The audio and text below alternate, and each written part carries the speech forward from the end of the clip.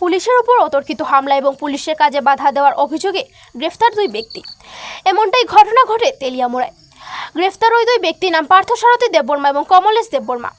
উল্লেখ্য, তেলিয়ামুড়া থানা এলাকার গামাইবাড়ি এলাকায় বৃহস্পতিবার একটি বিএসএফ এর গাড়ির সঙ্গে কলেজ পড়ুয়া ছাত্রদের এক বাইকের সংঘর্ষে সামান্য একটি যান দুর্ঘটনা ঘটে এবং পরবর্তীতে উভয় পক্ষ মিলিতভাবে এটির মীমাংসা করে নেয়। তৎসঙ্গে এই যান দুর্ঘটনার খবর পেয়ে ঘটনাস্থলে পৌঁছায় তেলিয়ামুড়া থানার পুলিশ। পুলিশ যখন ঘটনাস্থলে পৌঁছে এবং দুর্ঘটনার খোঁজখবর নিচ্ছিল, সেই সময় দুর্ঘটনাস্থলের পাশ দিয়ে স্কুটি নিয়ে যাচ্ছিল পার্থসারথী দেববর্মা এবং কমলেশ দেববর্মা নামের দুই মদ্যপ ব্যক্তি। সেই সময় ওই দুই ব্যক্তি স্কুটি দাঁড় করে ঘটনাস্থলে কর্তব্যরত অবস্থায় থাকা তেলিয়ামুড়া থানার পুলিশ অফিসার মনোজিৎ দেববর্মার সঙ্গে অহেতুক ঝগড়ায় জড়িয়ে পড়ে। বারবার পুলিশ ওই দুই ব্যক্তিকে চলে যাওয়ার জন্য অনুরোধ করলেও ওই দুই ব্যক্তি রীতিমতো ঝগড়ায় জড়িয়ে পড়েন এবং পুলিশ অফিসার মনোজিৎ দেববর্মার উপর অতর্কিতে হামলে পড়ে।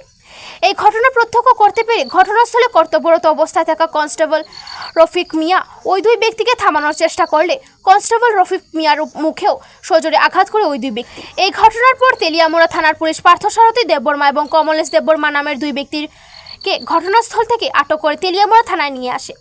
বৃহস্পতিবার রাতে এই ঘটনার ব্যাপারে তেলিয়ামুড়া থানার ওসি রাজীব দেবনাথ সংবাদ মাধ্যমকে জানায়, পার্থসারথী দেববর্মা এবং কমলেশ দেববর্মার বিরুদ্ধে পুলিশের কাজে বাধা দেওয়ার একটি সমেত অভিযোগ করে সাব ইন্সপেক্টর মনোজিৎ দেববর্মা এবং অভিযোগের ভিত্তিতে পুলিশের কাজে বাধা দেওয়ার জন্য ওই দুই ব্যক্তির বিরুদ্ধে মামলা লিপিবদ্ধ করে তেলিয়ামুড়া থানার পুলিশ।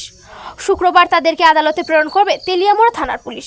অন্যদিকে এই ঘটনার খবর চাউর হতেই দোষীদের দৃষ্টান্তমূলক শাস্তির দাবি উঠেছে বিভিন্ন মহল থেকে। তেলিয়ামুড়া প্রতিনিধি রিপোর্ট, অধিকার বার্তা। আজকে বিকাল অনুমান 3টার সময় গামাইবাড়িতে বিএসএফ এর একটি জিপসি গাড়ির সঙ্গে কলেজ পড়ুয়া ছাত্র স্কুটি নিয়ে যাচ্ছিল। এর মধ্যে ছোট একটি মাইনর একটি অ্যাক্সিডেন্ট হয়।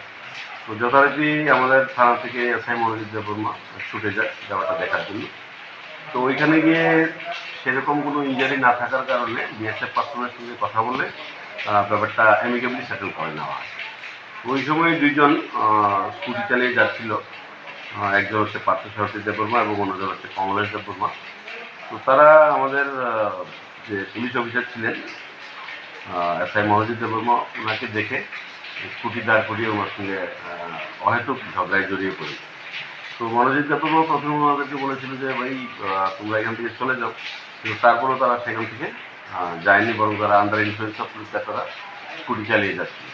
পরবর্তী সময়ে আমাদের যে অন ডিউটি অফিসার ছিলেন এসআই মনোজিৎ দেববর্মার উপর তারা অতর্কিতে হামলা করে। তো পরবর্তী সময় আমাদের স্টাফ ওনাদেরকে